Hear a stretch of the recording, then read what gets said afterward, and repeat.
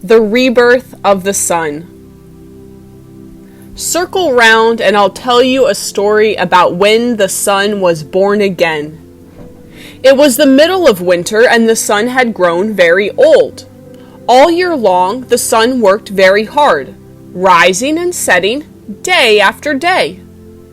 All year long the sun had fed everybody on earth, shining and shining, giving energy to the trees and the flowers and the grasses so they could grow and feed the animals and birds and insects and people.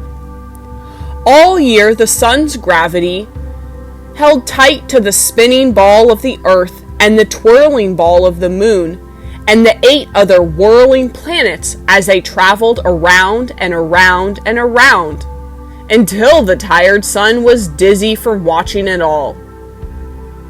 Now the sun could barely make it up in the morning, and after a short time needed to sleep again. So the days grew shorter and the nights grew longer, until the day was so short it was hardly worth getting up for. Night felt sorry for the sun. "Come to my arms and rest, child," she said. "After all, I am your mother. You were born out of my darkness, billions of years ago, and you will return to me when all things end. Let me cradle you now as I shelter every galaxy and star in the universe."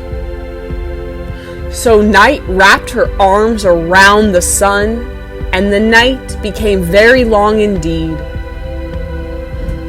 "Why does the dark go on so long?" asked children all over the earth.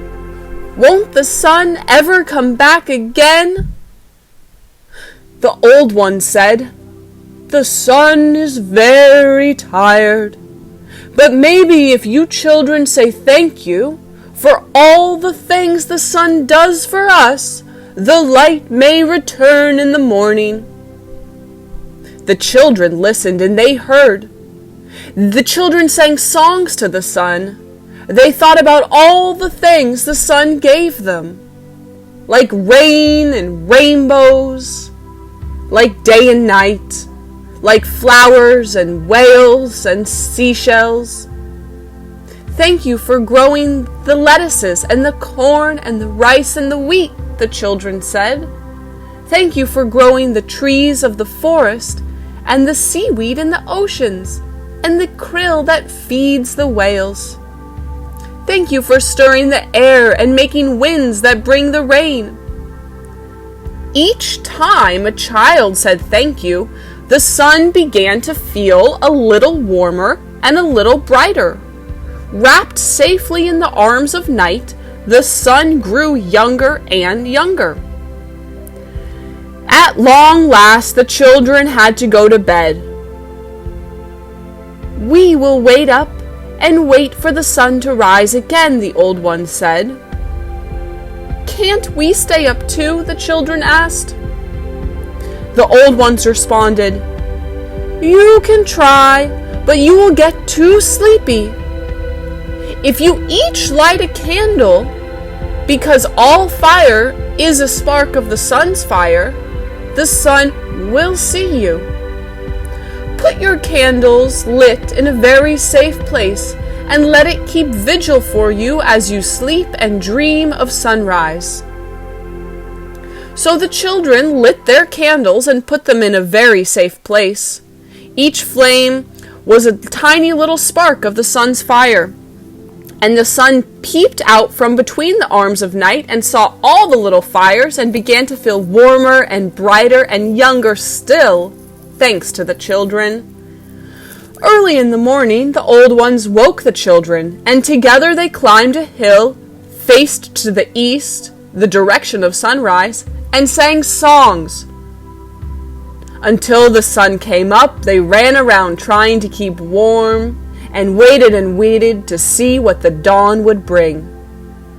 The sun began to turn from black to indigo to blue. The sky became light, and slowly a golden glow crept over the horizon. Night opened her great arms, and in a burst of brightness the sun appeared, new and strong and shining. For in the long night the sun had rested well and grown young from the songs and the thanks of the children, young as a brand new baby, born out of night once more. Everybody cheered, and the children jumped up and down in joy, for this new day was here. The sun has returned, the people cried. The sun is reborn. And they danced and sang to celebrate the birth of a new day, and then went home to eat breakfast together.